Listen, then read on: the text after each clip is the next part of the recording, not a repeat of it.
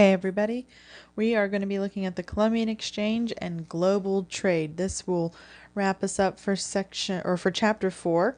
It is section 4 of chapter 4, and it is the big picture of everything that chapter 4 was talking about.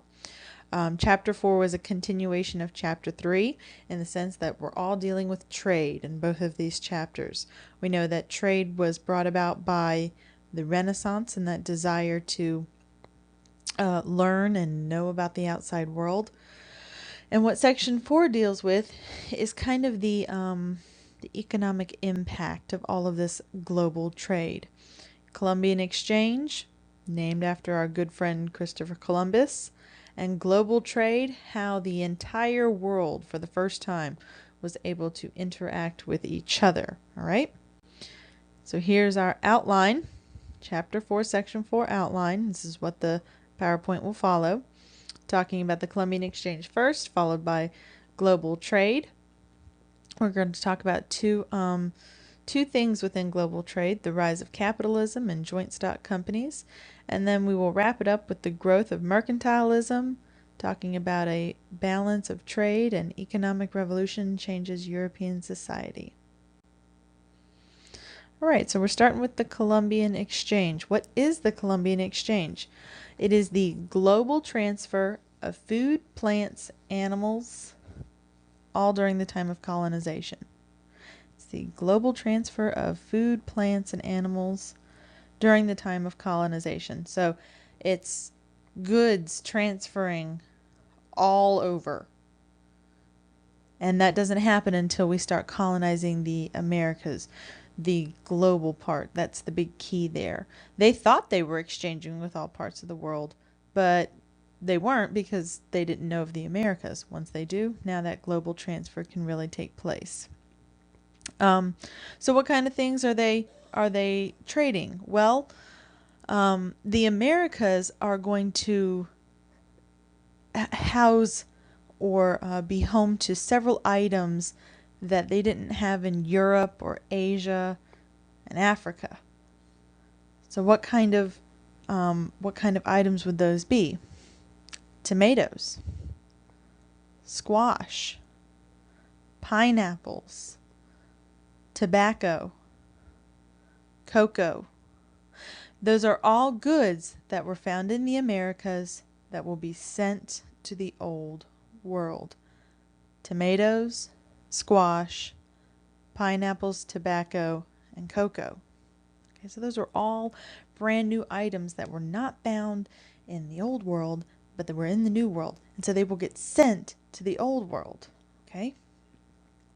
And those items are going to totally transform old world culture.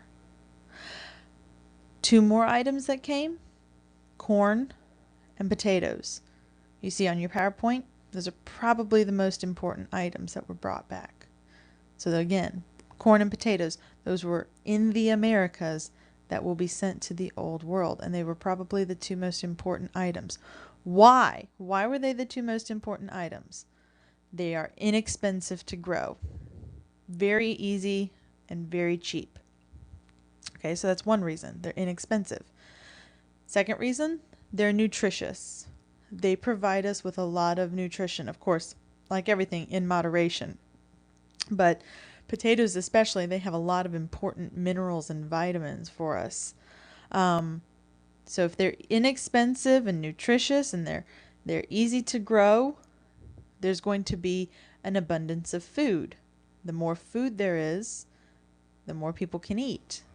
The more people eat, the longer they live. The longer they live, the more the population will grow. So we will see a steady rise in population due to all of these goods, but especially due to corn and potatoes. Okay. Now, the old world also sent items to the new world. Europeans also introduced items to the Americas, such as different types of livestock. Well, what kinds of livestock? Horses. We talked about horses in class. Cattle, sheep, and pigs. all of these animals were new to the Americas. I told you, the only domesticated animal that they had was the llama. They didn't have horses or cattle or sheep or pigs. Those were new. They also get a lot of food from Africa and Asia. Okay. This includes bananas, black-eyed peas, and yams. Those were all new foods to the Americas. And they also get new types of grain. These grains include wheat, rice, barley, and oats. Right? So those items, the livestock, the foods, the grains, those items were sent from the old world to the new world. They were new to the new world. You see, their diseases are also traded, and I put quotes around it because it's not like something that they were eager to trade. They weren't trying to buy one illness over another illness. It's not like they're going, "Hey, I'll swap you some smallpox for some measles, okay?" No. Traded in quotations means they weren't intending to trade them. It just kind of happened. Okay, what kinds of diseases? Smallpox, measles. Okay, influenza, typhus, malaria, and diphtheria. All of those are illnesses that the Europeans will bring with them to the Americas, and they cause a huge loss of life among the Native American population. Yay, disease. Okay. There's our nice graphic of the Columbian Exchange. You can see some items that went from North America, or just the Americas in general, to Europe. Hey, look at that. The turkey. Yeah, the turkey gets sent to the old world. And there's your diseases right there. So if you weren't sure how to spell something, you can see it right there. Smallpox, influenza, typhus, measles, malaria, diphtheria, and the whooping cough. Whooping cough. Something that is still something of concern in our current culture. Okay, so there's your Columbian Exchange. Global trade. Global trade. Colonial empires in the Americas brought wealth to Europe and increased overseas trade. So what does that mean? It means the colonies in the Americas made Europe a profit. The colonies brought profit to Europe. These two factors, that of growing wealth in Europe and increased overseas trade, those two factors led to a wave of new businesses and trade practices in Europe during the 16th and 17th century. So what caused a new wave of businesses? The wealth of Europe and the increased overseas trade. Those two things caused a new wave of business and trade practices to develop in Europe. The rise of capitalism. Capitalism is an economic theory based on private ownership and the investment of resources such as money for a profit. Capitalism encourages individuals to invest their money for their benefit and for their gain. We live in a country that is a capitalistic country, meaning businesses can invest their profit in a way that will help them, and they can do it in a way that they choose. Okay? In some countries, like a communist country or a socialist country, the government controls where businesses can place their investment. But in a capitalistic country, the business owners get to choose where their investments go. That's important because if you own a business, that's your money. You want to be able to invest it how you want. Okay? So what does that mean? It means that the government is no longer the sole owners of wealth. Other people can become wealthy. Other people can become wealthy. What group of people will become wealthy? Merchants. Okay? Merchants could invest their money in trade, and they could invest their money in overseas exploration. Okay, we talked about how like the king and queen of Spain paid for Christopher Columbus to go and explore. Well, merchants who had an abundance of wealth, if they wanted to, could invest their money in an explorer. So then who would benefit from that? The merchant would, because if that explorer found something, he has to pay the merchant back. And then the merchant gets even wealthier. Okay? So the government is not the only one sponsoring exploration. Merchants could also sponsor explorations and become even more wealthy.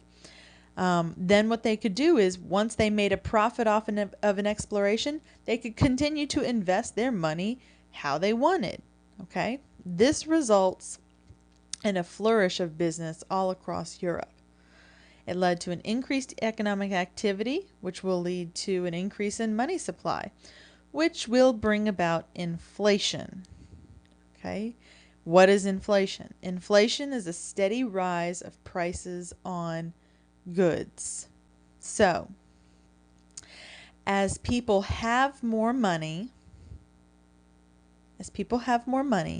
they will begin to demand more goods.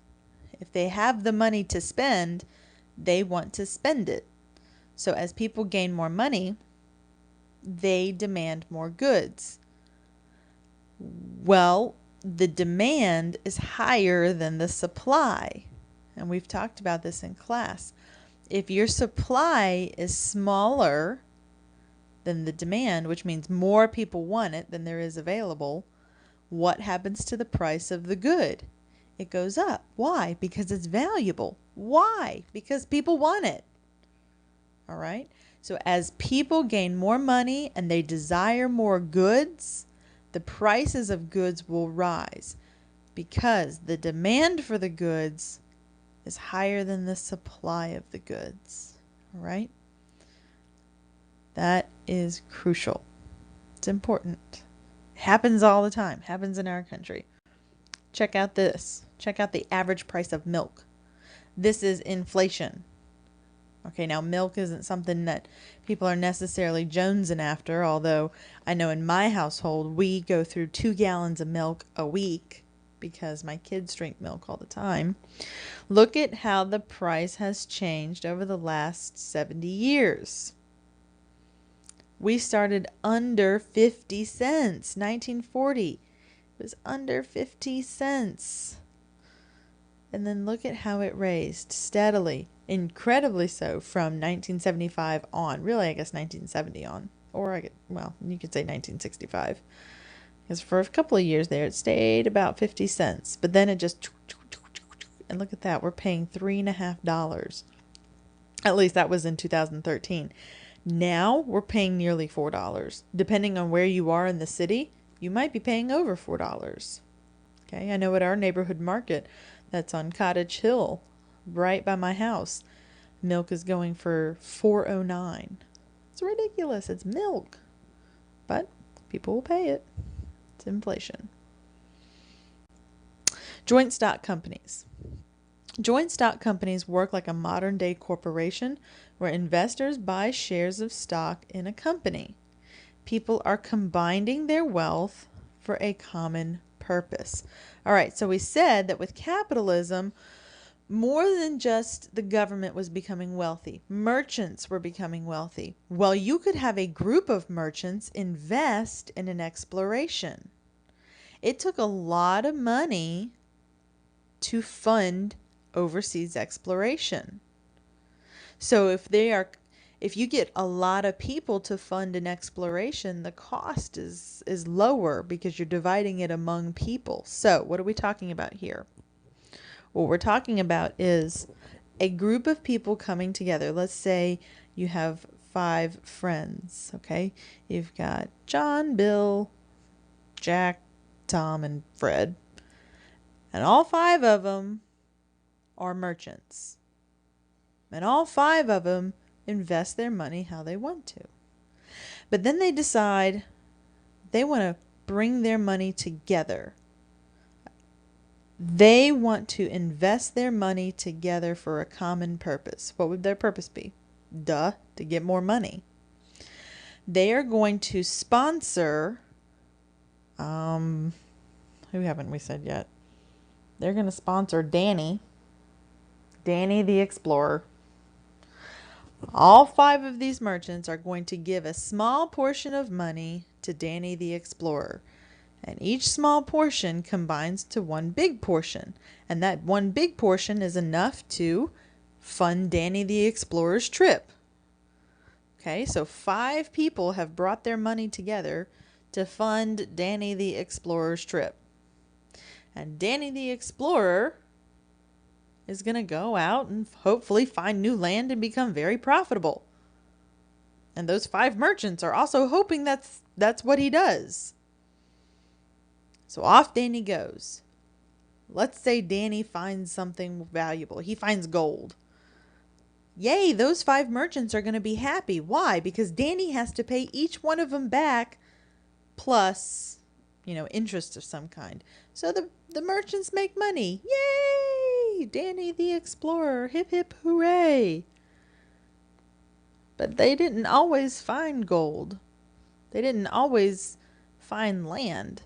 Heck, they didn't always make it across the ocean. Sometimes they sunk. Bye-bye, Danny. It's a risk. It's a large risk. But with many people investing, the investors only paid for a fraction of the cost. So if it was a failure, these merchants weren't out all their money. By bringing it together, you have a large group giving a little amount. That way, if there is a risk of failing, there's always a risk of failing. That way, if they fail, the merchants won't be out a lot of money. They'll only be out a portion of the money. That's the important thing about a joint stock company. Jamestown. That's an example of a joint stock company that funded a successful colony. Jamestown was started by a joint stock company. People put their money together to fund the trip that became the settlement of Jamestown. Jamestown is an example of a colony that was started by a joint stock company. The growth of mercantilism. All right, let's finish this up. Mercantilism is an economic policy adopted by the Europeans which held that a country's power depended on its wealth. Okay, that seems understandable. The more money you have, the more power you have. That's mercantilism. A country is only as powerful as its wealth. Okay, so this would mean that every country that desired to be powerful had to be wealthy. That's mercantilism. Wealth allowed nations to build strong navies and to purchase vital goods. All right, wealth was important because it allowed them to do a lot of things. Balance of trade. According to mercantilism, nations could increase their wealth and power in 2 different ways. The first way that they could increase their wealth and power, get as much gold and silver as possible. Okay, well, what if that's not always possible? How else could you increase your wealth? That's where your second reason comes in, or your second thing. Establishing a favorable balance of trade. Establishing a favorable balance of trade. Now, what does that mean? It means that a country sells more goods than it buys. A favorable balance of trade is when a country sells more goods than it buys. Okay? Think about that. That's kind of a no-brainer. The more you sell, the more profit you make. The more you buy, the less money you have. If you sell more stuff than you buy, you're going to have a surplus of money. If you buy more stuff than you sell, you're going to go into debt. And that's not good. Okay? The ultimate goal of mercantilism is to become self-sufficient. That you can take care of yourself as a country. You're not relying on anybody else. Mercantilism goes hand in hand with colonization because colonies played a vital role in this new economic theory. Okay? Colonies provided both gold and silver. But the colonies also provided the raw materials that could not be found in their home country. They provided the raw materials that could not be found in their home country. Some examples of raw materials would be wood and fur. That's kind of silly. Wood, you can't find wood in your home country. Yeah, especially in England, they cut down all their trees to build up their cities. And then they realized that trees were in a very, very short supply. So when England settles in the Americas, they capitalize upon the lumber industry. And so they come over to our territory. Well, it's the Native Americans' territory. They came over to the Native Americans' territory and began cutting down their trees. Now, you should know that Native Americans were really into nature spirits. Not only do they have these strange pale-faced creatures on their land with the guns and the horses and all kinds of new technologies, now they're chopping down their trees. We're just not making any friends with the Native Americans, okay? But that's what happens. The colonies had a lot of raw materials that you just couldn't find in Europe and other locations. So they will use those raw materials. So there it says on that last bullet, colonies played a role of supplier. That's where they're giving those raw materials. And the role of market. What does that mean? Well, if you see that little graphic in the corner of the screen, you see gold, silver, fur, lumber, foodstuffs. That's all coming from the colonies. And it goes to the mother country. The mother country is whatever country founded the colony. England, Spain, France. And they turn those raw materials into something. Okay? So like the lumber would become furniture. Or the cotton would become clothing. We call that a manufactured good. So they would sell those raw materials to the mother country, and then the mother country is going to turn around and sell the manufactured goods back to the colonies. So the colonies are buying their products back, just in a different form. That's what it means by being the role of a market. So they might send the wood to England like a tree, but they're going to get that wood back maybe as a chair. Does that make sense? I hope so. The colonies not only were the supplier, but they also had to be the buyer. Okay? They kind of got the raw end of the deal there. They needed to learn how to make their own goods so they didn't have to buy it from the mother country. Check out this.